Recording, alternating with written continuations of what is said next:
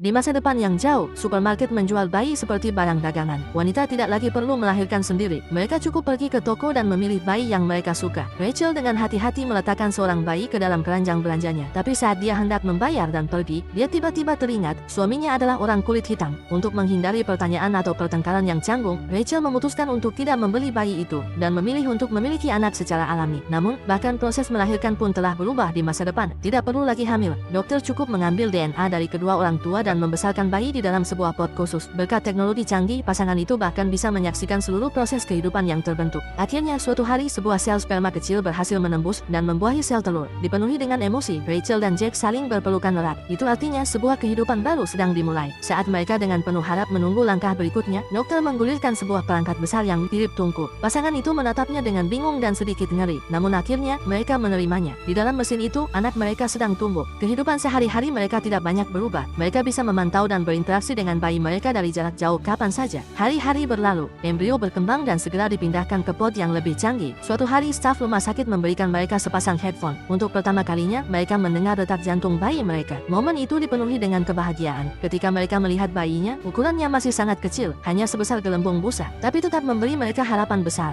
Di rumah, mereka dengan antusias mulai menyiapkan kamar bayi. Waktu berlalu dengan cepat. Tak lama kemudian, mereka diizinkan membawa pot itu pulang. Awalnya, mereka sangat berhati-hati meletakkannya di kamar tidur mereka. Tapi malam itu saat mencoba tidur, mereka merasa pot itu tidak cocok di sana. Jack memutuskan untuk memindahkannya ke ruang tamu. Dalam perjalanan, dia hampir tersandung, tapi untungnya bisa menyeimbangkan diri tepat waktu. Malam itu juga, saat mereka hendak tertidur lagi, tiba-tiba alarm berbunyi keras dari luar. Mereka bergegas keluar dengan panik, hanya untuk menyadari bahwa mereka lupa mengisi ulang larutan nutrisi pot tersebut. Jack awalnya merasa panik, tapi dalam beberapa hari berikutnya saat dia melihat anak mereka tumbuh dengan stabil di dalam pot, dia merasa semakin lega. Segera kapasitas maksimum pot di rumah mereka tercapai. Bayinya hampir siap lahir. Mereka harus mengembalikan pot ke fasilitas dan menunggu proses kelahiran. Tapi begitu kembali ke rumah, ada sesuatu yang terasa hilang. Tak lama kemudian dokter menelepon mereka. Dokter mengumumkan bahwa bayi akan diinduksi segera. Pasangan itu bingung. Bukankah ini terlalu cepat? Subscribe untuk rekomendasi film lainnya.